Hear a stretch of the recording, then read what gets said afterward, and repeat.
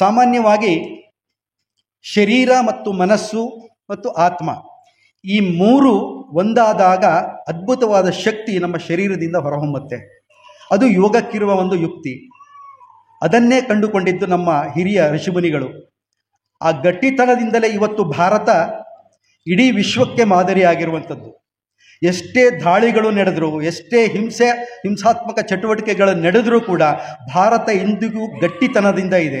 ಭಾರತೀಯತೆಯನ್ನು ಉಳಿಸ್ಕೊಂಡಿದೆ ಅಂದರೆ ನಮ್ಮಲ್ಲಿರುವ ಈ ಸಂಸ್ಕಾರ ಮತ್ತು ಸಂಸ್ಕೃತಿಗಳು. ಹಾಗಾಗಿ ನಾವೆಲ್ಲ ಹೆಮ್ಮೆ ಪಡಬೇಕಾದಂಥ ವಿಷಯ. ವೇದದಲ್ಲಿ ಹೇಳಿದ್ದಾರೆ, ಬ್ರೆತ್ ಈಸ್ ಲೈಫ್ ಅಂತ. ಅಂದರೆ ಉಸಿರಾಟವೇ ನಮ್ಮ ಇಡೀ ಜೀವನದ ಸಾರಾಂಶ. ಅದಿಲ್ಲದಿದ್ದರೆ ನಾವಿಲ್ಲ. ಹಾಗಾಗಿ ಉಸಿರಾಟವನ್ನು ನಾವು ಗಮನಿಸಿದಾಗ ನಮ್ಮ ಒಂದು ಈ BP ಹೇಳ್ತೀವಲ್ಲ, ಏರಿಳಿತಗಳು ಸಮಾಧಾನವಾಗಿದ್ದು ಒಂದು ಹಂತಕ್ಕೆ ಬಂದು ನಿಲ್ತದೆ.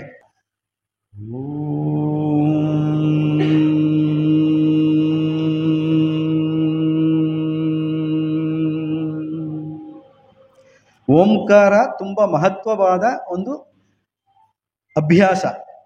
ಅಲ್ಲಿ ಅಕಾರ, ಉಕಾರ, ಮಕಾರ ಮೂರು ಶಬ್ದಗಳ ಒಂದು ಸಮ್ಮಿಲಿತ ಇದೆ. ನಾಭಿ, ಶ್ವಾಸಕ್ಕೂ ಎದೆ ಭಾಗ ಮತ್ತು ನಡು ನೆತ್ತಿ ಬ್ರಹ್ಮರಂಧ್ರ ಅಂದರೆ ನಮ್ಮ ಈ ಆಜ್ಞಾಚಕ್ರ, ಈ ಮೂರು ಭಾಗದಲ್ಲಿ ಒಂದು ರೀತಿಯ ಎಲೆಕ್ಟ್ರೋಮ್ಯಾಗ್ನೆಟಿಕ್ ಪವರ್ ಉಂಟಾಗತ್ತೆ, ಒಂದು ಸಂಚಲನ ಉಂಟಾಗತ್ತೆ, ವಿದ್ಯುತ್ ಸಂಚಾರವಾಗತ್ತೆ. ಅದನ್ನು ಗಮನಿಸಬೇಕು ನಾವು. ಹೈಪೋಥಲಮಸ್ ಸಿಸ್ಟಮಲ್ಲಿ ಅಂದರೆ ನಮ್ಮ ತಲೆಯ ಭಾಗದ ನಡು ನೆತ್ತಿಯ ಭಾಗದಲ್ಲಿ ಒಂದು ರೀತಿಯ ಕಂಪನ ಉಂಟಾಗ್ತದೆ. ಅದನ್ನು ಗಮನಿಸಬೇಕು. ಅಲ್ಲಿ ಮುಖ್ಯವಾದ ನಾಡಿ ಇದೆ, ಗ್ರಂಥಿ ಇದೆ, ಪಿಟ್ಯೂಟರಿ ಗ್ರಂಥಿ. ಅದನ್ನು ಆಕ್ಟಿವೇಟ್ ಮಾಡೋದು ಈ ಓಂಕಾರ ಮಕಾರದ ಒಂದು ಅಭ್ಯಾಸ. ಇದರಿಂದ ನಮ್ಮ ಮಾನಸಿಕ ಒತ್ತಡಗಳು ಕಡಿಮೆ ಆಗ್ತಾ ಬರುತ್ತೆ, ಹಗೂರತೆ ಉಂಟಾಗತ್ತೆ. ಎಲ್ಲ ಹಾರ್ಮೋನ್ಸ್ಗಳ ರಾಜ, ಗ್ರಂಥಿಗಳ ರಾಜ ಪಿಟ್ಯೂಟರಿ ಗ್ರಂಥಿ ಆಕ್ಟಿವೇಟ್ ಆಗುತ್ತೆ. ತನ್ಮೂಲಕ ಉಳಿದ ಎಲ್ಲ ಗ್ರಂಥಿಗಳು ತನ್ನಷ್ಟಕ್ಕೆ ತಾವು ಶರೀರದಲ್ಲಿ ಕೆಲಸವನ್ನು ಮಾಡಲಿಕ್ಕೆ ಅಣಿಯಾಗ್ತವೆ. ಇದು ಓಂಕಾರದಲ್ಲಿರುವ ಮಹತ್ವ. ಹಿಂದೆ ನಾವು ಕೇಳ್ತಾ ಇದ್ವಿ, ಅಜ್ಜ ಅಜ್ಜಿಯಂದರು ಅವರಿಗೆಲ್ಲ 80 ವರ್ಷ 70 ವರ್ಷ 90 ವರ್ಷ 100 ವರ್ಷ ಬದುಕಿದವರು ಇದ್ದಾರೆ. ಅವರು 70-80 ಕಳೆದ ಮೇಲೆ ಸ್ವಲ್ಪ ಮಂಡಿ ನೋವಾಗ್ತಾ ಇದೆ, ನಿಂತ್ಕೊಳ್ಳಿಕ್ಕಾಗಲ್ಲ, ಕುತ್ಕೊಳ್ಳಿಕ್ಕಾಗಲ್ಲ ಅಂತ ಹೇಳ್ತಾ ಇದ್ದನ್ನು ಕೇಳ್ತಾ ಇದ್ವಿ. ಆದರೆ ಇವತ್ತು ನಾವು ಹದಿಹರೆಯದ ವಯಸ್ಸಿನಲ್ಲಿಯೂ ಕೂಡ ಮಂಡಿ ನೋವಿನ ಸಮಸ್ಯೆಯನ್ನು ನಾವು ಕೇಳ್ತಾ ಇದ್ದೇವೆ. ಯಾಕೆ ಈ ಮಂಡಿ ನೋವು ಇಷ್ಟು ಉಲ್ಬಣವಾಗಿರುವ ಕಾರಣ ಏನು? ಅದಕ್ಕೆ ಮುಖ್ಯವಾಗಿ ನಮ್ಮ ಜೀವನ ಶೈಲಿಯೇ ಬಹಳ ಮುಖ್ಯವಾದ ಕಾರಣ ಅಂತ ನಾವು ಅಂದ್ಕೊಳ್ತೀವಿ. ಅದು ಒಂದು ಕಾರಣ ಇರ್ಬೋದು ಅಂತ. ಜೀವನ ಶೈಲಿಯ ಜೊತೆಗೆ ನಮ್ಮ ಶರೀರದಲ್ಲಿ ಕ್ಯಾಲ್ಸಿಯಂ ಅಂಶ ಕಡಿಮೆ ಆದಾಗ, ಪ್ರೋಟೀನ್ಸ್ ಅಂಶ ಕಡಿಮೆ ಆದಾಗ, ಹೀಗೆ ಅನೇಕ ಶರೀರದಲ್ಲಿರುವ ಶಕ್ತಿಯು ಕುಂದಿದಾಗ ಆ ಮಂಡಿಯಲ್ಲಿ ನೋವನ್ನು ನಾವು ಕಾಣ್ತೇವೆ. ಯಾಕೆ ಇರ್ಬೋದು? ಇದೆಲ್ಲ ಡಿಫಿಷಿಯನ್ಸಿ ಯಾಕೆ ಬರುತ್ತೆ? ನಮ್ಮ ಜೀವನದಲ್ಲಿ ನಾವು ಪ್ರಾರಂಭದಿಂದನೂ ನಡೆಯದೆ ನಮ್ಮ ಜೀವನವನ್ನು ಸೆಡೆಂಟರಿ ಲೈಫ್ ಅಂತ ಕರಿತೀವಿ. ಯಾವುದೇ ಚಟುವಟಿಕೆಯನ್ನು ಕೊಡದೆ ನಾವು ಶರೀರಕ್ಕೆ ಅತ್ಯಂತ ಸುಖವನ್ನು ಕೊಟ್ಟಿರ್ತೀವಿ. ಅದೇನಾಗತ್ತೆ, 30 ವರ್ಷ ಯೌವನ ತನಕ ಅದೇನು ನಿಮ್ಮ ತಂಟೆಗೆ ಬರೋದಿಲ್ಲ. 30 ವರ್ಷ ಕಳೆದ ಮೇಲೆ ಅದರ ಡೆಫಿಷಿಯನ್ಸಿಯನ್ನು ಒಂದೊಂದಾಗಿ ಕೊಡ್ತಾ ಬರುತ್ತೆ. ಯಾಕೆ ಈ ಮಂಡಿ ನೋವು ಹೀಗೆ ನಮಗೆ ಸಮಸ್ಯೆ? ಮಂಡಿ ನೋವಿನ ಈ ಸಮಸ್ಯೆ ಬರಲಿಕ್ಕೆ ಕಾರಣ ಏನು? ಈ ಎರಡೂ ಮಂಡಿಗಳು ಅಂದರೆ ಕೆಳಮಂಡಿ ಮತ್ತು ಮೇಲ್ಮಂಡಿ, ನಾವು ಕೆಳಕಾಲು ಮತ್ತು ಮೇಲ್ಕಾಲು ಅಂತ ಸರಳ ಭಾಷೆಯಲ್ಲಿ ಕರೆಯೋಣ. ಈ ಮಂಡಿಯ ನಡುವೆ ಒಂದು ಫ್ಲೂಯಿಡ್ ಇರುತ್ತೆ. ಅದೇನಪ್ಪ ಅಂದರೆ ಲೂಬ್ರಿಕೇಶನ್ ವರ್ಕ್ ಮಾಡುತ್ತೆ. ಈಗ ಸೈಕಲ್ ಚೈನು ಹೇಗೆ ಕೆಲಸ ಮಾಡುತ್ತೆ? ನಾವು ಗ್ರೀಸ್ ಹಾಕ್ತೀವಿ ಅದಕ್ಕೆ ಅಲ್ವಾ, ಆಯಿಲ್ ಹಾಕ್ತೀವಿ, ಗ್ರೀಸ್ ಹಾಕ್ತೀವಿ, ಅವಾಗ ಚೆನ್ನಾಗಿ ಓಡುತ್ತೆ. ಆ ಸೈಕಲನ್ನು 1 ತಿಂಗಳು ಮೂಲೆಯಲ್ಲಿ ಇಟ್ಬಿಟ್ರೆ, ಮುಂದೆ 1 ತಿಂಗಳು ಮೂಲೆಯಲ್ಲಿಟ್ಟು ಮತ್ತೆ ತೆಗೀರಿ ನೋಡೋಣ, ಅದನ್ನು ಮತ್ತೆ ಸೈಕಲ್ ಓಡಲ್ಲ ಅದಲ್ವಾ, ಬಿಗಿಯಾಗಿರುತ್ತೆ. ಮತ್ತು ಅದಕ್ಕೆ ಆಯಿಲ್ ಹಾಕಿ ಓವರ್ ಆಯಿಲ್ ಮಾಡಿ ಸರಿ ಮಾಡಿದ ಮೇಲೆ ಅದು ಹೋಗುತ್ತೆ. ಸೊ ಹಾಗೆ ನಮ್ಮ ಈ ಮಂಡಿ ಕೂಡ ಅದೇ ರೀತಿ ಸೈಕಲ್ ಚೈನ್ ಇದ್ದಾಗೆ ಅಲ್ಲಿ ಲೂಬ್ರಿಕೇಶನ್ ಏನಿರುತ್ತೆ, ಆ ಒಂದು ಫ್ಲೂಯಿಡ್ ಏನಿರುತ್ತೆ ಅದು ಡ್ರೈ ಆಗ್ತಾ ಬರುತ್ತೆ, ಸವಕಳಿ ಉಂಟಾಗ್ತಾ ಬರುತ್ತೆ. ಆ ಡ್ರೈ ಆದಾಗ ಏನಾಗುತ್ತೆ, ಮಂಡಿಗಳು ಒಂದಕ್ಕೊಂದು ತಾಗುವ ಹಂತದಲ್ಲಿ ಬರುತ್ತೆ. ಆವಾಗ ನಿಮಗೊಂದು ಏರ್ ಕ್ರ್ಯಾಕ್, ಅಲ್ಲಿ ಒಂದು ಕಟ್ ಕಟ್ ಅಂತ ಸೌಂಡ್ ಬರುತ್ತೆ. ಕೆಲವರು ಹೇಳ್ತಾರೆ ನನಗೆ ಇಲ್ಲಿ ನಡೆಯುವಾಗ ಕಟ್ ಕಟ್ ಅಂತ ಸೌಂಡ್ ಬರುತ್ತೆ ಅಂತ. ಅಲ್ವಾ? ಆ ರೀತಿಯ ಸಮಸ್ಯೆಯನ್ನು ನಾವು ಆ ಮಂಡಿಯಲ್ಲಿ ನೋಡ್ತೀವಿ. ಈಗ ಆಧುನಿಕ ಚಿಕಿತ್ಸೆಯಲ್ಲಿ ಅದನ್ನು ರೀಪ್ಲೇಸ್ ಮಾಡುವಂತಹ ಅನೇಕ ಚಿಕಿತ್ಸೆಗಳು ಬಂದಿದೆ. ಕೆಲವರು ಅದರಲ್ಲಿ ಸಕ್ಸಸ್ ಆಗ್ತಾರೆ, ಕೆಲವರು ಫೇಲ್ಯೂರ್ ಆಗ್ತಾರೆ. ಅದು ಹೇಳಲಿಕ್ಕಾಗಲ್ಲ. ಒಬ್ಬೊಬ್ಬರಿಗೆ ಒಂದು 10 ವರ್ಷ ಚೆನ್ನಾಗಿರ್ತಾರೆ, ಮತ್ತೆ ಸಮಸ್ಯೆ ಬರುತ್ತೆ.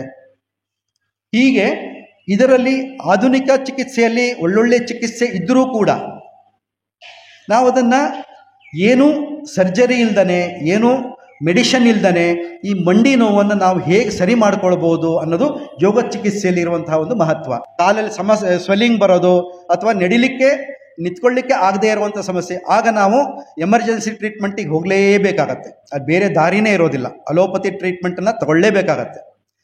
ಸೊ ಇದನ್ನು ಹೊರತುಪಡಿಸಿ ನಾವು ಮುಂಜಾಗ್ರತೆ ಕ್ರಮವಾಗಿ ಕಾಲಿನ ಸಮಸ್ಯೆಯನ್ನು ಹೇಗೆ ನಿವಾರಣೆ ಮಾಡ್ಕೊಳ್ಬೋದು ಅಥವಾ ಕಾಲಿನ ಮಂಡಿಗೆ ಸಮಸ್ಯೆ ಆದಾಗ ನಾವು ಚಿಕಿತ್ಸೆಯನ್ನು ಹೇಗೆ ಪಡಿಬೋದು, ಅದಕ್ಕೆ ಅನೇಕ ಟ್ರೀಟ್ಮೆಂಟ್ ಇದೆ ನಮ್ಮ ಮೆಡಿಕಲ್ ಇದರಲ್ಲಿ. ನೋಡಿ, RIC, rest ice compression elevation ಅಂತ. ಅಂದರೆ ನಮಗೆ ಮಂಡಿ ನೋವಾದಾಗ ಸ್ವಲ್ಪ ವಿಶ್ರಾಂತಿ ತಗೋಬೇಕು, ಆಮೇಲೆ ಅದಕ್ಕೆ ಐಸ್ ಪ್ಯಾಕ್ ಹಾಕಬೇಕು, ಆಮೇಲೆ ಕಂಪ್ರೆಷನ್ ಕೊಡಬೇಕು. ನಾವೆಲ್ಲ ಹಿಂದೆ ಕೇಳ್ತೇವೆ, ಉಪ್ಪಿನ ಶಾಖ ಕೊಡ್ತಾ ಇದ್ವಿ ಮನೆಯಲ್ಲಿ. ಬಟ್ಟೆಯಲ್ಲಿ ಉಪ್ಪು ಹಾಕಿ ಬಿಸಿ ಮಾಡಿ ಆ ನೋವಿನ ಭಾಗಕ್ಕೆ ಕೊಡ್ತಾ ಇದ್ವಿ ಅಲ್ವಾ? ಆ ಥರ ಕಂಪ್ರೆಷನ್ ಸಿಸ್ಟಮ್ ಎಲ್ಲ ಮುಂಚೆ ಇರುವಂಥದ್ದು. ಆಮೇಲೆ ಫಿಸಿಯೋಥೆರಪಿ ಇದೆ ಇವತ್ತು ಮಂಡಿ ನೋವಿಗೆ. ಪೇಯ್ನ್ ಮ್ಯಾನೇಜ್ಮೆಂಟಲ್ಲಿ ಮೆಡಿಷನ್ಗಳು ಇದ್ದಾವೆ ತುಂಬ. NSAID ಮೆಡಿಸಿನ್ಸ್, ಪೇಯ್ನ್ ಕಿಲ್ಲರ್ಸ್ ಇದ್ದಾವೆ, ಸ್ಟೆರಾಯ್ಡ್ಸ್ ಮೆಡಿಸಿನ್ಸ್ ಇದ್ದಾವೆ, ಅನೇಕ ಮೆಡಿಸಿನ್ಸ್ ಇದ್ದಾವೆ. ಇವೆಲ್ಲ ಇಟ್ಕೊಂಡು ಸರ್ಜಿಕಲ್ ಇಂಟರ್ವೆನ್ಷನ್ ಇದೆ.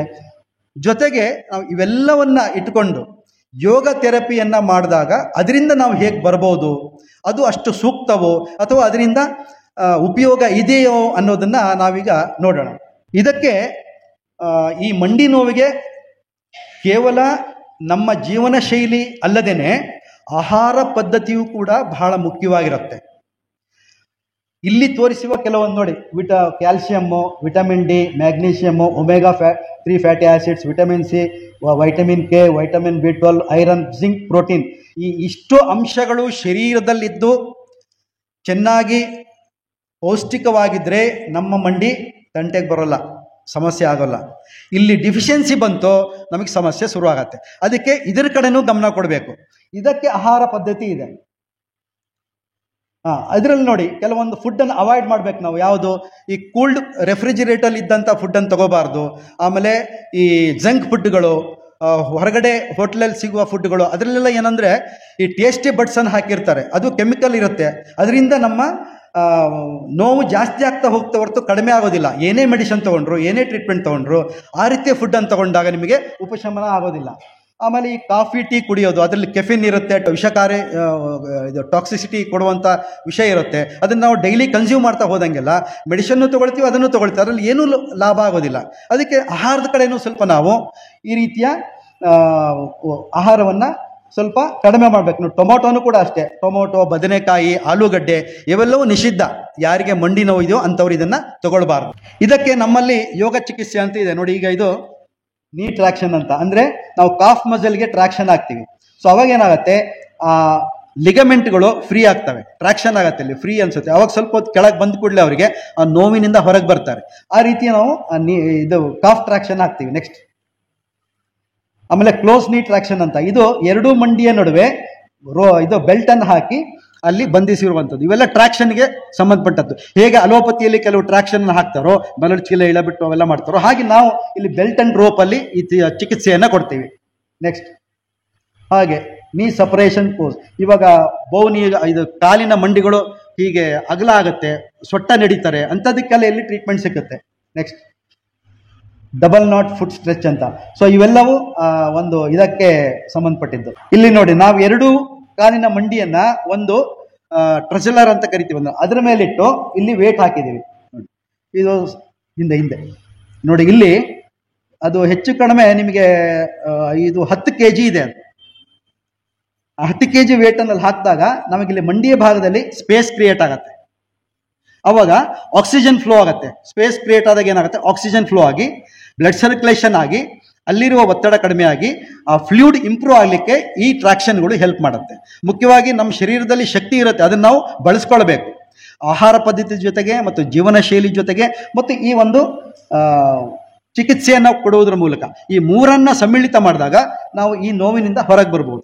ನೆಕ್ಸ್ಟ್ ನೋಡಿ, ಇಲ್ಲಿ ಕ್ವಾಡ್ರಿಸೆಪ್ ಮಸಲ್ ಅನ್ನ ಸ್ಟ್ರೆಂತ್ ಮಾಡಲಿಕ್ಕೆ ನಾವಿಲ್ಲಿ ಅಲ್ಲಿ ಇದನ್ನು ಹಾಕಿದ್ದೀವಿ, ವೇಟನ್ನು ಹಾಕಿದ್ದೀವಿ, ಅದೆಲ್ಲ ಸಪೋರ್ಟ್ ಕೊಟ್ಟು. ನೆಕ್ಸ್ಟ್ ಹೀಗೆ ಸೈಡ್ ವೇಸ್. ಸೊ ಇವೆಲ್ಲವೂ ನಮ್ಮ ಮಸಲ್ಗಳನ್ನು ಸ್ಟ್ರೆಂತ್ ಮಾಡುತ್ತೆ. ಅದ್ರ ಮೂಲಕ ನಮಗೆ ಮಂಡಿಯಲ್ಲಿ ತುಂಬ ಶಕ್ತಿ ಸಿಕ್ಕತ್ತೆ. ನೆಕ್ಸ್ಟ್ ಇಲ್ಲಿಯೂ ಕೂಡ ನೋಡಿ, ಎರಡು ಮಂಡಿಯ ನಡುವೆ ವೇಟ್ ಹಾಕಿದ್ದೀವಿ. ಸೊ ಅಲ್ಲಿ ಒಳಗಡೆ 2 + 2 4 ರಾಡ್ ಇಟ್ಟಿದ್ದೀವಿ. ಆ ಕಡೆ ಈ ಕಡೆ ಮಂಡಿಯ ರೈಟ್ ಅಂಡ್ ಲೆಫ್ಟ್ ಸೈಡಲ್ಲಿ ರಾಡ್ ಇಟ್ಟಿರ್ತೀವಿ, ರಾಡ್ ಹಾಕಿ ಕಟ್ತೀವಿ, ಕಟ್ಬಿಟ್ಟು ಇಲ್ಲಿ ವೇಟ್ ಹಾಕ್ತೀವಿ. ಸೊ ಹಿಂಗೆ ಹಾಕಿದಾಗ ಏನಾಗುತ್ತೆ, ನಮಗೆ ಅಲ್ಲಿ ಮಂಡಿಯಲ್ಲಿ ಇರುವ ಒತ್ತಡ ಕಡಿಮೆ ಆಗ್ತಾ ಬರುತ್ತೆ. ಅವ್ರು ಈ ರೀತಿ ಕೂತಾಗ ತುಂಬ ರಿಲ್ಯಾಕ್ಸ್ ಆಗ್ತಾರೆ ಅವರು. ನೆಕ್ಸ್ಟ್ ಇಲ್ಲಿ ನೋಡಿ, ಇಲ್ಲಿ ವೇಟ್ ಬೇರಿಂಗ್, ಆ ಕಾಲಿಗೆ ಒಂದು 15 kg 12ರಿಂದ 15 kg ವೇಟ್ ಹಾಕಿರ್ತೀವಿ. ಅಲ್ಲಿ ಕಟ್ಬಿಟ್ಟು ಅದನ್ನ ನೆಕ್ಸ್ಟ್ ಮೇಲೆ ಕೆತ್ತಕ್ಕೆ ಹೇಳ್ತೀವಿ, ಅಲ್ಲಿ ಮೂವ್ಮೆಂಟ್ ಮಾಡ್ಲಿಕ್ಕೆ ಹೇಳ್ತೀವಿ ಮಂಡಿಗೆ. ನೋಡಿ, ಮೇಲೆ ಕೆಳಗೆ ಮಾಡಿದಾಗ ತುಂಬಾ ರಿಲ್ಯಾಕ್ಸ್ ಆಗುತ್ತೆ ಮಂಡಿಗೆ. ತುಂಬಾ ಸರಳ ವಿಧಾನಗಳು. ನೆಕ್ಸ್ಟ್ ಅದಾದ್ಮೇಲೆ ಅವರಿಗೆ ರೆಸ್ಟ್ ಕೊಡ್ತೀವಿ. ಮಂಡಿ ಮೇಲೆ ಸ್ಯಾಂಡ್ ಬ್ಯಾಗ್ ಹಾಕಿದಾಗ ಏನಾಯ್ತು, ಅದು ಪೈನ್ ರಿಲಿವರ್, ಆಂಟಿ ಇನ್ಫ್ಲಮೇಟರಿ ಎಫೆಕ್ಟ್ ಅನ್ನು ಕೊಡುತ್ತೆ, ಅದು ಅನಾಲ್ಜೆಸಿಕ್ ಎಫೆಕ್ಟ್ ಅನ್ನು ಕೊಡುತ್ತೆ. ಆ ಎರಡು ಪೇನ್ ರಿಲಿವರ್, ಅದು ಎರಡು ಸ್ಯಾಂಡ್ ಬ್ಯಾಗ್ಗಳು, ಅದನ್ನು ಈ ರೀತಿ ಮಲಗಿಸ್ತೀವಿ, ಕೂರಿಸ್ಬಿಟ್ಟು ಈ ರೀತಿ ಹಾಕ್ತೀವಿ. ನೆಕ್ಸ್ಟ್ ಈಗ ನೋಡಿ, ಎರಡು ಮಂಡಿಗೆ ಸ್ಪೇಸ್ ಕ್ರಿಯೇಟ್ ಮಾಡಲಿಕ್ಕೆ ಆ ಕಡೆ ಈ ಕಡೆ ಹಗ್ಗವನ್ನು ಹಾಕಿ ಟ್ರಾಕ್ಷನ್ ಕೊಡ್ತಾ ಇದ್ದೀವಿ. ನೆಕ್ಸ್ಟ್ ನೆಕ್ಸ್ಟ್ ಸೊ ಇಲ್ಲಿಯೂ ಕೂಡ ಅಷ್ಟೇ ನೋಡಿ, ಮಂಡಿಯನ್ನು ಗಮನಿಸಿ, ಅಲ್ಲಿ ರೋಪನ್ನು ಹಾಕಿ ಸ್ಟ್ರೆಚ್ ಕೊಡ್ತಾ ಇದ್ದೀವಿ. ಎಲ್ಲ ತುಂಬ ಸರಳವಾದ ವಿಧಾನಗಳು. ನೆಕ್ಸ್ಟ್ ಸೊ ಇಲ್ಲಿ ಬಿ ಪಿ ಟೇಬಲ್, ಅದು ಬಿ ಪಿ ಟೇಬಲ್ ಮೇಲೆ ಈ ರೀತಿ ಮಲಗಿಸ್ಬಿಡ್ತೀವಿ. ಅವಾಗ ಏನಾಗುತ್ತೆ, ಅವರಿಗೆ ನೋಡಿ ಇಲ್ಲಿ ಚೆಸ್ಟ್ ಎಕ್ಸ್ಪ್ಯಾಂಡ್ ಆಗಿದೆ.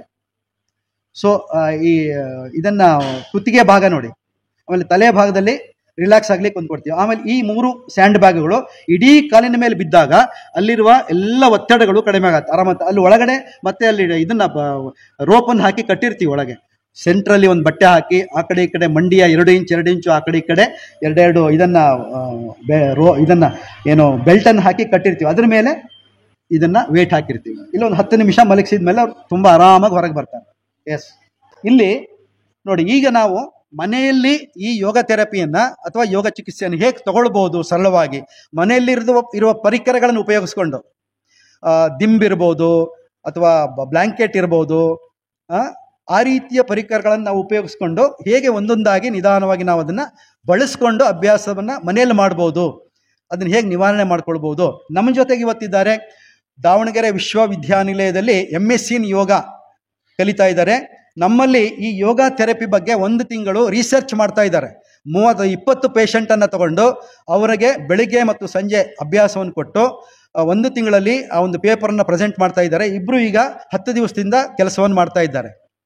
ಸಂವೇದಿತಾ ಎಸ್ ಅವರು ಉತ್ತಮ ಗಾಯಕಿಯೂ ಹೌದು, ಮತ್ತು ಸರಿಗಮಪದಲ್ಲಿ ಅನೇಕ ಕಾರ್ಯಕ್ರಮದಲ್ಲಿ ಭಾಗವಹಿಸಿದ್ದಾರೆ. ತುಂಬ ಪ್ರತಿಭಾವಂತೆ, ಭರತನಾಟ್ಯ ಕಲಾವಿದೆಯೂ ಹೌದು. ಇವರು ರಾಹುಲ್ VK ಅಂತ ದಾವಣಗೆರೆಯವರು, ಅವರು ಕೊಡಗಿನವರು, ಕುಶಾಲನಗರದವರು, ಇವರು ದಾವಣಗೆರೆಯವರು. ಆಗಲಿ, ಈಗ ಮೊದಲನೇ ಅಭ್ಯಾಸ, ನೀವು ಇದನ್ನು ನೆಲದಲ್ಲೂ ಮಾಡ್ಬೋದು ಅಥವಾ ಕಾಟ ಮೇಲೆ ಕೂತ್ಕೊಂಡು ಮಾಡ್ಬೋದು ಆರಾಮಾಗಿ. ಈಗ ಮಂಡಿ ಮೇಲೆ ಕೈ ಇಡಬೇಕು, ಜಸ್ಟ್ ಮಲ್ಕೊಂಡು ಅಥವಾ ಕಾಟ ಮೇಲೆ ಕೂತ್ಕೊಂಡು ಮಂಡಿ ಮೇಲೆ ಕೈ ಇಟ್ಟು ಜಸ್ಟ್ ಬ್ರಿಸ್ಕಿ ಮೂಮೆಂಟಲ್ಲಿ ಮಂಡಿಯನ್ನು ಮೂವ್ ಮಾಡೋದು ಅಷ್ಟೇ. ನಿಧಾನ ಮೇಲೆ ಕೆಳಗೆ ಅಲ್ಲಾಡ್ಸೋದು, ಅದನ್ನು ಮೂವ್ ಮಾಡೋದು ಅಷ್ಟೇ, ಆರಾಮಾಗಿ ಕೂತ್ಕೊಂಡು. ಗೋಡೆಗೆ ಹೊರಗೂ ಕೂತ್ಕೊಂಡು ಮಾಡ್ಬೋದು, ಅಥವಾ ಕಾಟ ಮೇಲೂ ಕೂತ್ಕೊಳ್ಬೋದು, ಅಥವಾ ಕುರ್ಚಿ ಮೇಲೆ ಕೂತ್ಕೊಂಡು ಮುಂದೆ ಸ್ಟೂಲ್ ಹಾಕ್ಕೊಂಡು ಮಾಡ್ಬೋದು. ಯಾವ ರೀತಿ ಆದರೂ ನಿಮಗೆ ಅನುಕೂಲ ಹೇಗಾಗುತ್ತೆ ಹಾಗೆ ಮಾಡ್ಬೋದು. ಇದು ಮೊದಲನೇ ಸಿಸ್ಟಮ್, ಇದು ಬ್ರಿಸ್ಕಿ ಮೂಮೆಂಟಲ್ಲಿ ಮಾಡಬೇಕು. ಇದಾದಮೇಲೆ ನೆಕ್ಸ್ಟ್ ಮೂಮೆಂಟು, ಮಂಡಿ ಮೇಲೆ ಕೈ ಇಟ್ಟು ನಿಧಾನ ಉಸಿರು ತಗೊಳ್ತಾ ಮಂಡಿಯನ್ನು ನಿಧಾನ ಮೇಲೆ ಕೆತ್ತು. ಆ ಹಿಮ್ಮಡಿ ಅಲ್ಲೇ ಇರುತ್ತೆ, ಮಂಡಿ ಮಾತ್ರ ಆ್ಯಕ್ಷನ್ ಆಗುತ್ತೆ. ನಿಧಾನ ಮಂಡಿಯನ್ನು ಕೆಳಗಿಳಿಸೋದು, ಉಸಿರು ತಗೊಳ್ತಾ ನಿಧಾನ ಮಂಡಿಯನ್ನು ಮೇಲೆ ಕೆತ್ತೋದು. ಉಸಿರು ಬಿಡ್ತಾ, ಅಂದರೆ ಬ್ರೀತಿಂಗನ್ನು ನಾವು ಅಳವಡಿಸ್ಕೊಂಡಾಗ ಏನಾಗುತ್ತೆ, ಆಕ್ಸಿಜನ್ ಫ್ಲೋ ತುಂಬ ಚೆನ್ನಾಗಾಗತ್ತೆ. ಸೊ ಅದು ಬೇಕಲ್ಲಿ, ಆಕ್ಸಿಜನ್ ಬೇಕು ಮತ್ತು ಬ್ಲಡ್ ಸರ್ಕ್ಯುಲೇಷನ್ ಬೇಕು. ಅದೆರಡೂ ಅಲ್ಲಿ ಕೊಟ್ಟಾಗ ನಮ್ಮ ಫ್ಲೂಯಿಡ್ ಇಂಪ್ರೂವ್ ಆಗುತ್ತೆ. ಆವಾಗ ಅಲ್ಲಿರುವ ಒಂದು ಇದು ಇರುತ್ತಲ್ಲ, ಈ ಡ್ರೈನೆಸ್ ಕಡಿಮೆ ಆಗ್ತಾ ಬರುತ್ತೆ. ಆವಾಗ ಅವರಿಗೆ ಆ ನೋವಿನ ಅನುಭವ ಕಡಿಮೆ ಆಗ್ತಾ ಬರುತ್ತೆ. ಅಲ್ಲಿ ಆ್ಯಕ್ಷನ್ ಆಗಬೇಕು ಚೆನ್ನಾಗಿ. ಸೊ ಇದು ಎರಡನೇದು, ನಿಧಾನ ಉಸಿರು ತಗೊಳ್ತಾ ಮೇಲಕ್ಕೆ, ಉಸಿರು ಬಿಡ್ತಾ ಕೆಳಗೆ. ಒಂದು 25-50 ಬಾರಿ ಅಥವಾ 100 ಬಾರಿ ಮಾಡ್ಬೋದು ಇದನ್ನು ಆರಾಮಾಗಿ ಕೂತ್ಕೊಂಡು. ಸುಮ್ಮನೆ TV ನೋಡ್ತಾ ಇರ್ತೀರಾ, ಸುಮ್ಮನೆ ಕೂತ್ಕೊಂಡು ಅದನ್ನು ಮೂವ್ ಮಾಡ್ತಾ ಇರ್ಬೋದು.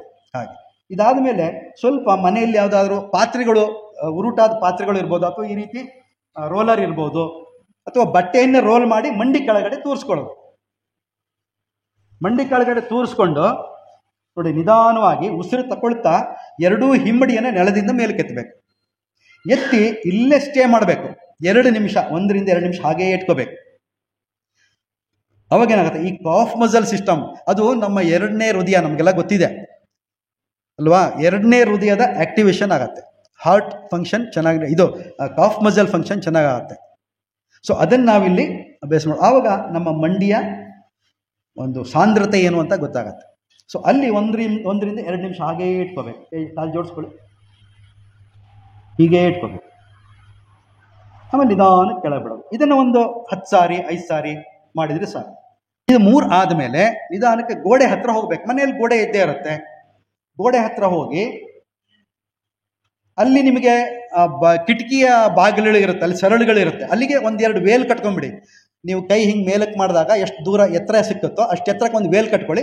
ಆ ವೇಲನ್ನು ಕೈಯಿಂದ ಹಿಡ್ಕೊಳ್ಳಿ. ಹಿಡ್ಕೊಂಡು ಕಾಲನ್ನು ಗೋಡೆಗೆ ತಾಗಿಸ್ಬೇಕು. ತಾಗಿಸಿ 2 ಕಾಲು 1 ಅಡಿ ದೂರ ಇಡಬೇಕು. ಪಾದಗಳು 1 ಅಡಿ ದೂರ ಇರಬೇಕು. ದಿಂಬನ್ನು ಇಟ್ಕೋಬೇಕು ಮಂಡಿಗೆ.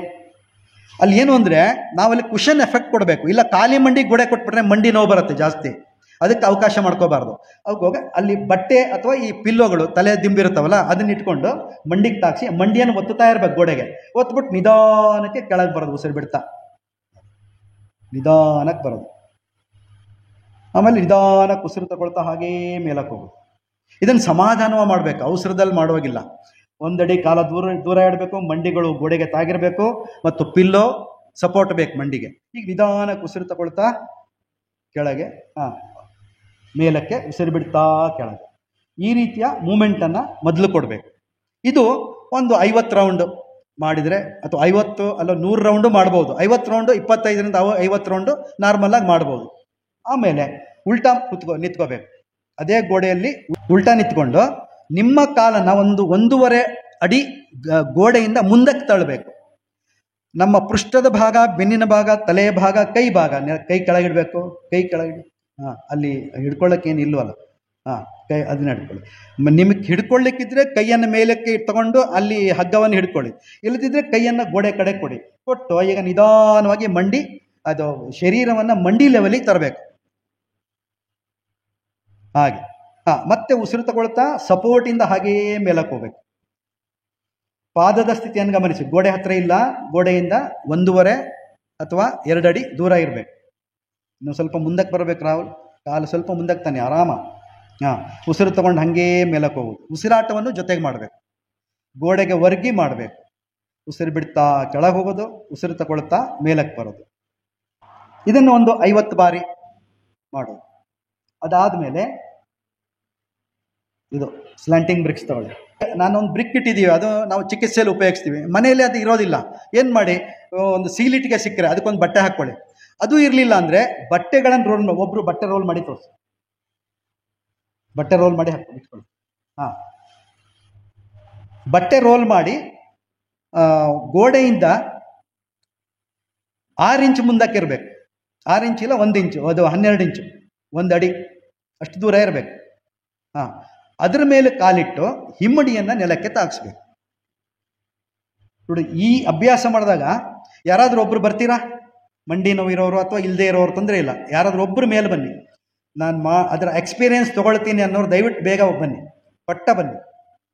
ಯಾಕಂದರೆ ಅದು ಎಷ್ಟು ಎಫೆಕ್ಟ್ ಇದೆ ಅಂದರೆ ಅದು ಮಾಡಿದಾಗ ಗೊತ್ತಾಗತ್ತೆ ನಿಮಗೆ. ಕಾಲು ಜೋಡಿಸ್ಕೊಳ್ಳಿ, 2 ಜೋಡಿಸಿ ಹಿಮ್ಮಡಿಯನ್ನು ಕೆಳಗಿಳಿಸಿ. ಕಾಲು ಹಿಮ್ಮಡಿಯನ್ನು ಕೆಳಗಿಳಿಸಿ, ಹಿಮ್ಮಡಿ ಕೆಳಗಿಳಿಸಿ, ನೆಲಕ್ಕೆ ತಾಗಲಿ. ಹೋಗ್ಲಿ ಇನ್ನೂ ಸ್ವಲ್ಪ, ನಿಂತ್ಕೊಳ್ಳಿ ಆರಾಮ. ಮಂಡಿ ಹಿಮ್ಮಡಿ ತಾಗಿದೆಯಾ ನೆಲಕ್ಕೆ? ಹೇಗೆ ಅನ್ನಿಸ್ತಾ ಇದೆ ಎಕ್ಸ್ಪೀರಿಯೆನ್ಸ್ ಹೇಳಿ. ನೋಡಿ, ಹೀಗೆ ನಿಂತಾಗ ನಿಮಗೇನು ಅನ್ನಿಸ್ತಾ ಇದೆ? ಕಾಫ್ ಮಸಲ್, ಮೀನುಕಂಡ ಎಷ್ಟು ಆಕ್ಟಿವೇಟ್ ಆಗ್ತಾ ಇದೆ, ಹೆಂಗೆ ಎಳಿತಾ ಇದೆ. ಯಾವ ಟ್ರೀಟ್ಮೆಂಟು ಇಲ್ಲ ಇದರ ಮುಂದೆ. ನೀವು ಎಕ್ಸ್ಪೀರಿಯೆನ್ಸ್ ಮಾಡಿ ಮನೇಲಿ. ಎಷ್ಟು ಕಾಫ್ ಮಸಲ್ ಆಕ್ಟಿವೇಟ್ ಆಗುತ್ತಂದರೆ ಅಷ್ಟು ಆಗುತ್ತೆ. ಅದರಿಂದ ನಮ್ಮ ಹಾರ್ಟ್ ಪಂಪ್ ಕೂಡ ತುಂಬ ಚೆನ್ನಾಗಾಗತ್ತೆ. ತುಂಬ ಲಾಭ ಇದೆ ಅದರಿಂದ. ಅಷ್ಟು ತುಂಬ ಸಿಂಪಲ್ ರೆಮಿಡಿ. ಅದನ್ನು ನಾವು ಮಾಡಬೇಕು ಮನೆಯಲ್ಲಿ ಅಷ್ಟೇ. ಇದಾದ ಮೇಲೆ ಮಲ್ಕೊಳ್ಳಿ. ಪವನ ಮುಕ್ತಾಸನ. ಬೆನ್ನು ನೆಲಕ್ಕೆ ಮಾಡಿ ಹಾಸಿಗೆ ಮೇಲೂ ಮಾಡ್ಬೋದು, ನೆಲದಲ್ಲೂ ಮಾಡ್ಬೋದು. ಕೆಲವರಿಗೆ ಕಾಲು ನೋವಿದ್ದಾಗ ನೆಲದಲ್ಲಿ ಕೂತ್ಕೊಳ್ಳಿಕ್ಕೆ ಆಗಲ್ಲ ಅಂತವ್ರು ಹಾಸಿಗೆ ಮೇಲೆ ಮಾಡಿ, ತೊಂದರೆ ಇಲ್ಲ. ಮಲ್ಕೊಂಡು ಆರಾಮಾಗಿ ಬೆನ್ನು ನೆಲಕ್ಕೆ ಕಾಲು ಮಡಚಿ ಹೊಟ್ಟೆ ಮೇಲೆ ತಗೊಳ್ಳೋದು. ಪೂರ್ತಿ. ಇಲ್ಲಿ ಪಾದ ಮತ್ತು ಮಂಡಿಯನ್ನು ಬೇರ್ಪಡಿಸ್ಬೇಕು. 1 ಅಡಿ ದೂರ ಇಟ್ಕೋಬೇಕು, ಬೇರ್ಪಡಿಸ್ಬೇಕು. ಎರಡನ್ನು ಹತ್ತತ್ರ ಜೋಡಿಸ್ಬಾರ್ದು. ಬೇರ್ಪಡಿಸೋ ದೂರ ದೂರ ಇಡು. ಇವಾಗ ಸೈಕಲ್ ತುಳಿಯೋದನ್ನು ನೆನ್ಪು ಮಾಡ್ಕೋಬೇಕು. ಸೈಕ್ಲಿಂಗ್ ಮಾಡಬೇಕು. ಎಸ್, ಹಾಗೆ ಮಾಡಿ, ಸ್ವಲ್ಪ ಮಾಡಿ. ಸ್ವಲ್ಪ ಬ್ರಿಸ್ಕಿ ಮೂಮೆಂಟ್ ಇಲ್ಲಿದ್ದರೆ ಒಳ್ಳೆಯದು. ಸ್ವಲ್ಪ ಫಾಸ್ಟ್ ಸೈಕ್ಲಿಂಗ್. ನಾನು ಬೇಗ 1 ನಿಮಿಷದಲ್ಲಿ ಕುಂದವಾಡ ಕೆರೆಗೆ ಹೋಗ್ಬಿಡ್ತೀನಿ ಅಂತ.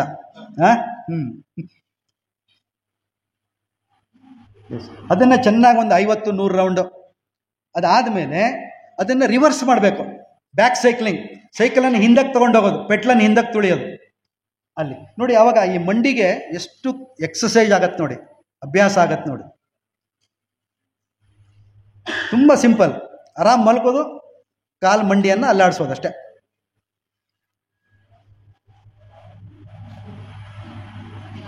ಇದಾದ ಮೇಲೆ ಗೋಡೆಗೆ ಎದುರಾಗಿ ನಿಂತು ಒಂದು 2 ಅಡಿ ಹಿಂದಕ್ಕೆ ಬರಬೇಕು. ಹಿಂದಕ್ಕೆ ಬಂದು ಅದೇ ರೀತಿ ಇದು ಇಟ್ಟಿಗೆ ಗೋಡೆಗೆ ತಾಕ್ಸ್ಬೇಕದು.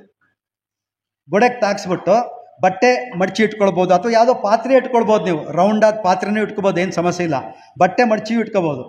ಒಂದು ಕಾಲನ್ನು ಆ ಬ್ರಿಕ್ ಮೇಲೆ ಅಥವಾ ವಸ್ತುವಿನ ಮೇಲೆ ಇಡಬೇಕು. ಇನ್ನೊಂದು ಕಾಲ ಒಂದು 2 ಅಡಿ ಹಿಂದಕ್ಕೆ ತಗೋಬೇಕು. ಈಗ ಕೈಯನ್ನು ಭುಜದ ನೇರವಾಗಿ ಗೋಡೆ ಕೊಡಬೇಕು. ಮೊಣಕೈ ನೇರ ಮಾಡಬೇಕು, ಯಾವುದೇ ಕಾರಣಕ್ಕೂ ಅದನ್ನು ಮಡಿಸ್ಲಿಕ್ಕಿಲ್ಲ. ಈಗೇನು ಮಾಡಬೇಕು, ಶರೀರ ಹಾಗೆ ಇರಬೇಕು, ಮಂಡಿಯನ್ನು ಮಾತ್ರ, ಮುಂದ್ಗಡೆ ಇಟ್ಟಿರೋ ಕಾಲಿನ ಮಂಡಿಯನ್ನು ಮಾತ್ರ ಮೂವ್ ಮಾಡಬೇಕು ಮುಂದಕ್ಕೆ, ಗೋಡೆಯ ಕಡೆಗೆ ಮೂವ್ ಮಾಡಬೇಕು. ಗೋಡೆಗೆ ತಾಗುವಂತೆ ಮಂಡಿಯನ್ನು ಮೂವ್ ಮಾಡಬೇಕು. ಹಿಂದ್ಗಡೆ ಇರೋ ಕಾಲು ನೇರ ಇರಬೇಕು, ಮುಂದ್ಗಡೆ ಇರೋ ಕಾಲು ಮುಂದಕ್ಕೆ ತಳ್ಳಬೇಕು. ಸೊ ಅದಾದ್ಮೇಲೆ ಇನ್ನೊಂದು ಕಾಲು. ಈಗ 2 ಕಾಲಿಗೆ ಕೊಡಬೇಕು, ಬಲಗಾಲು ಮತ್ತು ಎಡಗಾಲು. ಈಗ ಸಪೋಸ್ ನನಗೆ ಬಲಗಾಲು ಮಂಡಿ ಮಾತ್ರ ನೋವಿದೆ, ಎಡಗಾಲು ಮಂಡಿ ನೋವಿಲ್ಲ, ಅದಕ್ಕೆ ಯಾಕೆ ಮಾಡಬೇಕು? 2 ಕಾಲಿಗೂ ಚಿಕಿತ್ಸೆಯನ್ನು ಕೊಡಬೇಕು ನೀವು. ಆಗ ಬ್ಯಾಲೆನ್ಸ್ಡ್ ಬಾಡಿ ಆಗತ್ತೆ. ಇಲ್ಲಾದರೆ ಅದಾದಮೇಲೆ ಮತ್ತೆ ಇನ್ನೊಂದಕ್ಕೆ ಶುರು ಆಗತ್ತೆ. ಸೊ ಅದಕ್ಕೋಸ್ಕರ ನೋವಿದ್ರೂ ಇಲ್ಲದೆ ಇದ್ದರೂ 2 ಕಾಲಿಗೂ ನೀವು ಅಭ್ಯಾಸವನ್ನು ಕೊಡಬೇಕು. ಎಸ್. ಈಗ ನೆಕ್ಸ್ಟು, ಇದಾದ ಮೇಲೆ ಮನೇಲಿ ಕುರ್ಚಿ ಇರುತ್ತೆ, ಪ್ಲಾಸ್ಟಿಕ್ ಕುರ್ಚಿಯನ್ನು ಇಟ್ಕೊಂಡು ಗೋಡೆಗೆ ತಾಗಿಸ್ಕೊಂಡು ಸಪೋರ್ಟ್ ಇಟ್ಕೊಂಡು ನೀವು ಈ ಕೈ ಇಡೋ ಜಾಗ ಇರುತ್ತಲ್ಲ, ಹ್ಯಾಂಡ್ಸ್ ರೆಸ್ಟಿಂಗ್, ಅಲ್ಲಿ ಒಂದಿಷ್ಟು ಬಟ್ಟೆ ಹಾಕೋಬೇಕು, ಬ್ಲ್ಯಾಂಕೆಟ್ಗಳು ಹಾಕೋಬೇಕು. ಯಾಕಂದರೆ ಅದು ಸ್ವಲ್ಪ ಕುಷನ್ ಎಫೆಕ್ಟ್ ಬೇಕು ನಿಮಗೆ, ಆಯಿತಾ? ಆ ರೀತಿ ಹಾಕ್ಕೊಂಡು ತಿರುಗಬೇಕು. ಒಂದು ಸೈಡಿಗೆ ಬಲಗಡೆಗೋ ಅಥವಾ ಎಡಗಡೆಗೋ ತಿರುಗ್ಕೋಬೇಕು. ತಿರ್ಕೊಂಡು 2 ಕಾಲನ್ನು ಅದ್ರ ಮೇಲೆ ಹಾಕಬೇಕು. ಹಾಕಿ ಈ ರೀತಿ ಕೈಯನ್ನು ಸಪೋರ್ಟ್ ತಗೋಬೇಕು. ಒಂದು ಕೈ ಹಿಂದೆ, ಒಂದು ಕೈ ಮುಂದೆ, ಕೈ ಸಪೋರ್ಟ್ ತಗೋಬೇಕು. ತಗೊಂಡು ಈ ಕಾಲಿನ ಮಂಡಿಯನ್ನು ಮೂವ್ ಮಾಡಬೇಕು. ನಿಧಾನ ಉಸಿರು ತಗೊಳ್ತಾ ಮೇಲಕ್ಕೆ, ಉಸಿರು ಬಿಡ್ತಾ ಕೆಳಗೆ, ಪೂರ್ತಿ ಎಷ್ಟು ಸಾಧ್ಯ ಅಷ್ಟು ಮೇಲಕ್ಕೆ ಕೆಳಿಬೇಕು. ಹಾಗೆ ಉಸಿರು ಬಿಡ್ತಾ ಎಷ್ಟು ಸಾಧ್ಯ ಅಷ್ಟು ಕೆಳಗೆ ಒತ್ತಬೇಕು, ಅದನ್ನು ಸ್ಟ್ರೆಚ್ ಮಾಡಬೇಕು. ಆದಷ್ಟು ಅದನ್ನು ಆಕ್ಟಿವೇಟ್ ಮಾಡಬೇಕು. ಉಸಿರು ತಗೊಳ್ತಾ ಮೇಲೆ, ಉಸಿರು ಬಿಡ್ತಾ ಕೆಳಗೆ. ಉಸಿರಾಟ ಬಹಳ ಮುಖ್ಯ. ಪ್ರತಿಯೊಂದು ಹಂತದಲ್ಲೂ ಉಸಿರಾಟವನ್ನು ಗಮನಿಸಬೇಕು. ಉಸಿರು ತಗೊಳ್ತಾ ಮೇಲೆ, ನಿಧಾನ ಉಸಿರು ಬಿಡ್ತಾ ಕೆಳಗೆ. ಇದು ಎಲ್ಲರೂ ಮಾಡ್ಬೋದು ಆರಾಮಾಗಿ ಮನೆಯಲ್ಲಿ ಆಟೆ ಹೊಡಿತಾ ಕುತ್ಕೊಳ್ತು. ಒಂದು 50 ಸಾರಿ 100 ಸಾರಿ ಎಷ್ಟು ಮಾಡ್ತೀರೋ ಅಷ್ಟು ಲಾಭ ಸಿಕ್ಕುತ್ತೆ ಇದರಲ್ಲಿ. ಮಂಡಿಗಳು, ಕಾಲಿನ ಎಲ್ಲ ಒತ್ತಡಗಳು ಕಡಿಮೆ ಆಗತ್ತೆ. ನೆಕ್ಸ್ಟ್, ಇದಾದ ಮೇಲೆ ವಜ್ರಾಸನ ಅಂತ ಇದೆ. ಶರೀರಕ್ಕೆ ವಜ್ರಕಾಯತ್ವವನ್ನು ಕೊಡುವಂಥದ್ದು. ಆ ವಜ್ರಾಸನವನ್ನು ನಾವು ಹಾಗೆ ಮಾಡ್ಲಿಕ್ಕೆ ಹೋದರೆ ಮಂಡಿ ಇನ್ನಷ್ಟು ಡ್ಯಾಮೇಜ್ ಆಗತ್ತೆ. ಹಾಗೆ ಮಾಡಬಾರ್ದು. ಅದಕ್ಕೆ ಸ್ವಲ್ಪ ಪ್ರಾಪ್ಸ್ಗಳನ್ನು ಉಪಯೋಗಿಸಿ ಮಾಡಬೇಕು. ಅಂದರೆ ಗೋಡೆ ಹತ್ರ ನೀವು ಹೋಗಿ ಒಂದು ರೌಂಡ್ ಬುಲ್ಸ್ಟರ್, ಅಂದರೆ ಉರುಟಾಗಿ ಒಂದು ಬಟ್ಟೆಯನ್ನು ಸುತ್ಕೋಬೇಕು. ಒಂದಿಷ್ಟು ಗಾತ್ರದ್ದು, ಒಂದು 5-6 ಇಂಚು ಗಾತ್ರದ್ದು ಈ ರೀತಿ ಬಟ್ಟೆ ಮಡ್ಚ್ಕೋಬೇಕು. ಮಡ್ಚ್ಕೊಂಡು ಬೇಗ ಲೇಟ್ ಮಾಡೋದಿಲ್ಲ, ಬೇಗ ಮಾಡಿ. ಹಿಂದ್ಗಡೆ ಒಂದು ಬುಲ್ಸ್ಟರ್ ಸಣ್ಣದು ಅಥವಾ ಬಟ್ಟೆ ಇಟ್ಕೋಬೇಕು. ಮುಂದೆ ಇಲ್ಲಿ ಹಾಸಿಗೆ ಮೇಲೂ ಮಾಡ್ಬೋದು ನೀವು. ನೋಡಿ, ಕಾಲಿನ ಹಿಂದೆ ಬಟ್ಟೆಯನ್ನು ರೋಲ್ ಮಾಡಿ ಇಟ್ಕೊಳ್ಬೋದು, ಅಥವಾ ಈ ರೀತಿ ದಿಂಬು ತೋರಿಸು, ಈ ರೀತಿ ಸಣ್ಣ ಪಿಲ್ಲೋನ ರೆಡಿ ಮಾಡಿಕೊಂಡು ಕಾಲಿನ ಹಿಂದ್ಗಡೆ ನಾವು ಬ್ಯಾಕ್ ಆಫ್ ದ ನೀ ಅಲ್ಲಿ ಕೊಡಬೇಕು ಸಪೋರ್ಟ್. ಕೊಟ್ಟು ಹಿಂದ್ಗಡೆ ಸ್ವಲ್ಪ 1-2 ಪಿಲ್ಲೋಗಳನ್ನು ನಾವು ಇಟ್ಕೊಳ್ಬೋದು. ಒಂದು ಈ ರೀತಿ ಬುಲ್ಸ್ಟರ್ಗಳನ್ನು ಕೊಡ್ಬೋದು. ಈ ಬುಲ್ಸ್ಟರನ್ನು ಇಟ್ಟು ಅದ್ರ ಮೇಲೆ ಕೂತ್ಕೊಳ್ಬೋದು. ಅಥವಾ ಮನೆಯಲ್ಲಿ ಇರುತ್ತಾ ಪಿಲ್ಲೋಗಳಿರ್ತಾವೆ 2-3, ಅಥವಾ ಒಂದು, ನಿಮ್ಗೆ ಎಷ್ಟು ಕುತ್ಕೊಳ್ಳಿಕ್ಕೆ ಶಕ್ಯ ಇದೆ. ನಾನು ಸ್ವಲ್ಪ ಕೆಳಗೆ ಕುತ್ಕೊಳ್ಬೋದು ಅಂದರೆ ಒಂದೇ ಇಟ್ಕೊಳ್ಳಿ, ಇಲ್ಲ ನೋವು ಬರುತ್ತೆ ಅಂದರೆ 1-2 ಇಟ್ಕೊಳ್ಳಿ. ಹಾಗೆ ಅದ್ರ ಮೇಲೆ ಕುತ್ಕೊಂಡ್ಬಿಟ್ರೆ ನೋಡಿ ಇವಾಗ ಮಂಡಿ ಎಷ್ಟು ಚೆನ್ನಾಗಿ ಓಪನ್ ಆಗತ್ತೆ. ಆಮೇಲೆ ಈ ವಜ್ರಾಸನವನ್ನು ನೀವು ಈ ರೀತಿ ಊಟ ಆದಮೇಲೂ ಕೂಡ ಮಾಡ್ಬೋದು. ಎಲ್ಲ ಆಸನಗಳನ್ನು ಖಾಲಿ ಹೊಟ್ಟೆಯಲ್ಲಿ ಮಾಡಬೇಕು. ಆದರೆ ಈ ಅಭ್ಯಾಸ ಇದೆಯಲ್ಲ, ಊಟ ಆದ ತಕ್ಷಣ ಮಾಡಿದರೆ ಹೆಚ್ಚು ಬೆನಿಫಿಟ್ ಸಿಗ್ತದೆ. ಅಂತಹ ಒಂದು ವಿಶೇಷವಾದ ಅಭ್ಯಾಸ ಇದು. ಊಟ ಆದ ಕೂಡಲೇ ಈ ರೀತಿ ನೀವು ಕುತ್ಕೊಂಡ್ಬಿಟ್ರೆ ನಿಮ್ಮ ಜನ್ಮತಃ ಮಂಡಿ ನೋವು ಬರೋದಿಲ್ಲ, ಅಷ್ಟು ರಿಲ್ಯಾಕ್ಸ್ ಆಗುತ್ತೆ. ಹಾಗೆ ನೀವು ಈ ವಜ್ರಾಸನವನ್ನು ಪ್ರಾಪ್ಸ್ಗಳನ್ನು ಜೋಡಿಸಿ ಮಾಡ್ಕೋಬೇಕಾಗತ್ತೆ. ನೆಕ್ಸ್ಟ್ ಇದಾದ ಮೇಲೆ ಸೋಫಾ ಇರತ್ತೆ ಮನೆಯಲ್ಲಿ, ಅಥವಾ ಕುರ್ಚಿ ಇರುತ್ತೆ. ಕುರ್ಚಿ ಮೇಲೆ ಕಾಲು ಹಾಕಿ ಅಥವಾ ಸೋಫಾದ ಮೇಲೆ ಕಾಲು ಹಾಕಿ ಕೆಳಗಡೆ ಒಂದು ಬ್ಲ್ಯಾಂಕೆಟ್ ಹಾಕ್ಕೊಂಡು ಆರಾಮಾಗಿ ಮಲಗಬೇಕು. ಈ ರೀತಿ ಇದೆಲ್ಲ ಆದಮೇಲೆ, ಯಾಕಂದರೆ ಈ ಅಭ್ಯಾಸಗಳನ್ನು ಕೊಟ್ಟಾಗ ಗೊತ್ತಿದ್ದೋ ಗೊತ್ತಿಲ್ಲದೆಯೋ ಸ್ವಲ್ಪ ತಪ್ಪುಗಳು ನಡೀತದೆ. ಪ್ರಾಪ್ಸ್ ಉಪಯೋಗಿಸಿದ್ರು ಕೂಡ ಕೆಲವೊಮ್ಮೆ ನಿಮಗೆ ಆಚೆ ಈಚೆ ಆಗಿ ಸ್ವಲ್ಪ ನೋವಿನ ಅನುಭವ ಆಗ್ಬೋದು. ಅದನ್ನೆಲ್ಲ ನಿವಾರಣೆ ಮಾಡಿಕೊಳ್ಳಿಕ್ಕೆ ನೀವು ಈ ವಿಶ್ರಾಂತಿ ಸ್ಥಿತಿಯನ್ನು ಮಾಡಬೇಕು. ಹೀಗೆ ಚೇರ್ ಮೇಲೆ ಕಾಲನ್ನು ಹಾಕಬೇಕು, ಮುಂದಕ್ಕೆ ಕಾಲು ಹಾಕಿ ಆರಾಮಾಗಿ ಮಲಗಬೇಕು. ಅವಾಗೇನಾಗತ್ತೆ, ನಿಮ್ಮ ಬೆನ್ನಿಗೂ ಕೂಡ ವಿಶೇಷವಾದ ವಿಶ್ರಾಂತಿ ಸಿಕ್ಕುತ್ತೆ. ನಿಮಗೆ ತುಂಬ ಹೊರಗಡೆ ಹೋಗಿರ್ತೀರ, ತುಂಬ ಟೈರ್ಡ್ ಆಗಿರ್ತೀರ, ಸುಸ್ತಾಗಿರುತ್ತೆ. ಅಂಥ ಸಂದರ್ಭದಲ್ಲಿ ಮನೆಗೆ ಬಂದು ಹಾಕಿಕೊಂಡ ಬಟ್ಟೆಯೆಲ್ಲ ಬಿಚ್ಚಿ ಆರಾಮಾಗಿ ಮನೇಲಿ ಉಡೋ ಬಟ್ಟೆಯನ್ನು ಹಾಕ್ಕೊಂಡು ಜಸ್ಟ್ ಒಂದು 5 ನಿಮಿಷ ಇದರಲ್ಲಿ ರೆಸ್ಟ್ ಮಾಡಿ. ನಿಮಗೆ ಸಿಗೋ ಆನಂದ ನೋಡಿ ಎಷ್ಟು ಖುಷಿ ಪಡ್ತೀರಿ ನೀವು. ಯಾವ ಮಾತ್ರೆ ಅವಶ್ಯಕತೆ ಇಲ್ಲ, ಯಾರು ಬೇರೆಯವ್ರ ಸಲಹೆಯೂ ಬೇಕಾಗಿಲ್ಲ. ಆರಾಮಾಗಿ ಬಂದು ಸೋಫಾದ ಮೇಲೆ ಕಾಲು ಹಾಕಿ ಅಥವಾ ಕುರ್ಚಿ ಮೇಲೆ ಕಾಲು ಹಾಕಿ ಒಂದು 5ರಿಂದ 10 ನಿಮಿಷ ಆರಾಮಾಗಿ ನಿದ್ರೆ ಮಾಡಿ. ಎಲ್ಲ ಆರಾಮಾಗತ್ತೆ. ತುಂಬ ಸುಂದರವಾದ ನಿದ್ರೆನೂ ಕೂಡ ಬರುತ್ತೆ ನಿಮಗೆ. ತುಂಬ ಟೈರ್ಡ್ ಆಗಿದ್ದರೆ 10 ನಿಮಿಷದಲ್ಲಿ ಸೌಂಡ್ ಸ್ಲೀಪ್ ಬರುತ್ತೆ. ಸೌಂಡ್ ಸ್ಲೀಪು ತುಂಬ ಒಳ್ಳೆಯದು ಆರೋಗ್ಯಕ್ಕೆ. ಈ ರೀತಿ ಮಲ್ಕೋಬೇಕು. ಇಲ್ಲಿ ಸಾಮಾನ್ಯವಾಗಿ ಈ ಅಭ್ಯಾಸಗಳನ್ನು ಮಾಡಿದರೆ ನಮಗೆ ಉತ್ತಮವಾದ ಮಂಡಿಯ ನೋವಿನಿಂದ ನಾವು ದೂರ ಹೋಗ್ಬೋದು. ಮತ್ತು ಮೆಡಿಷನ್ ಇಲ್ದೇ, ಸರ್ಜರಿ ಇಲ್ದೇ ನಾವು ಈ ಒಂದು ಸ್ಥಿತಿಯನ್ನು, ಆರಾಮದಾಯಕವಾದ ಜೀವನವನ್ನು ನಡೆಸ್ಬೋದು. ಹಾಗಾದರೆ ಸಾಮಾನ್ಯವಾಗಿ ನಾವು ಮಂಡಿ ನೋವಿದ್ದಾಗ ಏನು ಮಾಡ್ತೀವಿ? ಕುತ್ಕೊಳ್ಳೋದು ಹೇಗೆ ಕುತ್ಕೊಳ್ತೀವಿ? ಕುರ್ಚಿ ಮೇಲೆ ಕುತ್ಕೊಳ್ತೀವಿ. ಹೇಗೆ ಕುತ್ಕೊಳ್ತೀವಿ? ಕುರ್ಚಿ ಮೇಲೆ, ಸೋಫಾದ ಮೇಲೋ ಕುರ್ಚಿ ಮೇಲೋ ಕುತ್ಕೊಳ್ತೀವಿ. ಆವಾಗ ಕಾಲನ್ನು ಕೆಳಗೆ ಇಳೆಬಿಟ್ಟು ಕುತ್ಕೊಳ್ತೀವಿ. ಇದು ತುಂಬ ಡೇಂಜರ್. ಈ ಅಭ್ಯಾಸ ಇನ್ನಷ್ಟು ನಿಮ್ಮ ಕಾಲಿನ ಮಂಡಿಯ ನೋವನ್ನು ಜಾಸ್ತಿ ಮಾಡ್ತಾ ಹೋಗುತ್ತೆ. ಯಾಕೆ ಹೇಳಿದರೆ, ನೀವು ಆ ರೀತಿ ಕೂತಾಗ ಪಾದದ ಕೆಳಗೆ ಅದಕ್ಕೇನೂ ಸಪೋರ್ಟ್ ಸಿಕ್ಕಲ್ಲ. ಕೆಲವ್ರದ್ದು ನೆಲ ಸಿಕ್ಕುತ್ತೆ, ಕೆಲವ್ರ ನೆಲ ಸಿಗಲ್ಲ ಅಲ್ವಾ? ಅಲ್ಲಿ ಏನೂ ಸಪೋರ್ಟ್ ಸಿಗಲ್ಲ ಮಂಡಿಗೆ. ಈ ರೀತಿ ಸ್ಲ್ಯಾಂಟಿಂಗ್ ಪೋಸ್ಚರ್ ಇದ್ದಾಗ ಅದಕ್ಕೇನು ಮಾಡಬೇಕು? ನೀವು ಎರಡೂ ಕಾಲನ್ನು ಮೇಲಕ್ಕೆ ಎತ್ತಿ ಅಲ್ಲೊಂದು ಮುಂದೆ ಇನ್ನೊಂದು ಚೇರ್ ಇಟ್ಕೊಳ್ಬೋದು ಅಥವಾ ಒಂದು ಸ್ಟೂಲ್ ಇಟ್ಕೊಳ್ಬೋದು. ಇಟ್ಟು ಯಾವುದೇ ಸ್ಥಿತಿಯಲ್ಲಿ ಕೂತ್ಕೊಳ್ಳಿ, ನೀವು ಎಷ್ಟೇ ಹೊತ್ತು ಕೂತ್ಕೊಳ್ಳಿ, 3 ನಿಮಿಷ 2 ನಿಮಿಷ 1 ನಿಮಿಷ ಕೂತ್ಕೊಂಡ್ರೂ ಕೂಡ ಈ ರೂಢಿಯನ್ನು ಮಾಡಬೇಕು. ಇನ್ನು ಸ್ವಲ್ಪ ಹತ್ರ ತಳ್ಳಿಕೊ ಚೇರ್, ಹತ್ರ ತಳ್ಕೊ ಚೇರ್. ಈ ರೀತಿ ಕಾಲನ್ನು ಮುಂದಕ್ಕೆ ಚಾಚಿ ಕೂತ್ಕೊಳ್ಬೇಕು. ಅದರಿಂದ ನಿಮ್ಮ ಲಿಗಮೆಂಟ್ಗಳು ಟೈರಪ್ ಆಗೋದಿರಲಿ, ಮೆನಿಸ್ಕಸ್ ಬ್ರೇಕ್ ಆಗೋದಿರಲಿ, ಅಥವಾ ಕೆಳ ಪಟೇಲದಲ್ಲಿ ನೋವು ಬರೋದಿರಲಿ, ಹೀಗೆ ಅನೇಕ ಕಾಲಿನ ಭಾಗದಲ್ಲಿ ಆಗುವ ಒತ್ತಡಗಳು ಕಡಿಮೆ ಆಗುತ್ತೆ. ಅದಕ್ಕೆ ಆರಾಮದಾಯಕವಾದ ಸ್ಥಿತಿ ಸಿಕ್ಕತ್ತೆ. ಹಾಗಾಗಿ ಪ್ರತಿಯೊಬ್ಬರು ಯಾರಿಗೆ ಮಂಡಿ ನೋವು ಇದೆಯೋ ಅವರು ಕುತ್ಕೊಳ್ಳೋದನ್ನು ಈ ರೀತಿ ಅಭ್ಯಾಸ ಮಾಡ್ಕೊಳ್ಬೇಕು. ಆಫೀಸಲ್ಲಿ ಕೂತ್ಕೊಂಡ್ರು ಕೂಡ ಏನು ಮಾಡಬೇಕು? ಆ ಕಾಲಿನ ಕೆಳಗಡೆ ಒಂದು ಕಾಲಡಿ ಎತ್ತರದ್ದು ಒಂದು ಏನಾದರೂ ಸ್ಟೂಲು ಅಥವಾ ಇಟ್ಕೊಂಡು ಅದ್ರ ಮೇಲೆ ಕಾಲಿನ ಇಟ್ಕೊಂಡು ಕೂತ್ಕೋಬೇಕು. ಪೂರ್ತಿ ಕೆಳಗೆ ಇಳಿಸಬಾರ್ದು. ಸೊ ಆ ರೀತಿಯ ವ್ಯವಸ್ಥೆಯನ್ನು ನಾವು ಮಾಡಿಕೊಂಡಾಗ ನಮ್ಮ ಮಂಡಿಯ ನೋವಿನಿಂದ ನಾವು ದೂರ ಹೋಗ್ಬೋದು ಮತ್ತು ಆರೋಗ್ಯಕರವಾದ ಸ್ಥಿತಿಯನ್ನು ನಾವು ಉಂಟು ಮಾಡಿಕೊಳ್ಬೋದು. ಇದು ಅಯ್ಯಂಗಾರ್ ಯೋಗ ಪದ್ಧತಿಯಲ್ಲಿ ಇರುವಂತಹ ಒಂದು ಯೋಗ ಪದ್ಧತಿ.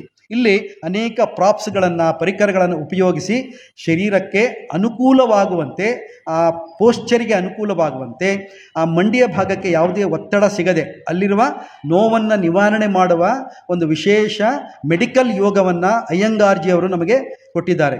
ಅವರು ನಮ್ಮ ಕರ್ನಾಟಕದವರು ಮತ್ತು ಬೆಳ್ಳೂರಿನವರು, ಬೆಂಗಳೂರಿನ ಹತ್ತಿರ, ಕೋಲಾರದ ಹತ್ತಿರ ಬೆಳ್ಳೂರು. ಅವರು ಜಗತ್ ಪ್ರಸಿದ್ಧಿಯನ್ನು ಪಡೆದಿದ್ದಾರೆ, ನಿಮಗೆಲ್ಲ ಗೊತ್ತಿದೆ. ಅಮೇರಿಕದಲ್ಲಿ ಅವರಿಗೆ ಒಂದು ಸ್ಟಾರಿಗೆ ಅವರ ಹೆಸರನ್ನು ಇಟ್ಟಿದ್ದಾರೆ, ಸ್ಟಾರ್ ಆಫ್ ಅಯ್ಯಂಗಾರ್ ಅಂತ. ಅಷ್ಟು ಹೆಸರುವಾಸಿಯವರು. ಅಂತಹ ವಿದ್ವತ್ತುಳ್ಳವರು, ಪಂಡಿತರು ನಮ್ಮ ನಾಡಿನಲ್ಲಿ, ಕರ್ನಾಟಕದಲ್ಲಿ ಇದ್ದರು. ಪೂನಾದಲ್ಲಿ ಅವರು ವಾಸ ಇದ್ದರು, ಈಗ ಇಲ್ಲ. ಅವರು ಪದ್ಮಭೂಷಣ, ಪದ್ಮವಿಭೂಷಣ ಅನೇಕ ಪ್ರಶಸ್ತಿಗಳು ಅವ್ರಿಗೆ ಬಂದಿತ್ತು. ಈಗ ಅವರ ಮಕ್ಕಳು ನಡೆಸ್ತಾ ಇದ್ದಾರೆ. ಹೀಗೆ ಇಂತಹ ಒಂದು ಉತ್ತಮವಾದ ಸಂಸ್ಕಾರ ನಮ್ಮ ಯೋಗ ಕಲೆಯಲ್ಲಿದೆ. ಅನೇಕ ಕಾಯಿಲೆಗಳಿಗೆ ಮದ್ದನ್ನು ನಾವು ಯಾವುದೇ ಮೆಡಿಷನ್ ಇಲ್ಲದೇ ಕಾಯಿಲೆಯನ್ನು ಗುಣಪಡಿಸುವಂಥ ಒಂದು ವಿಧಾನ ಇದೆ.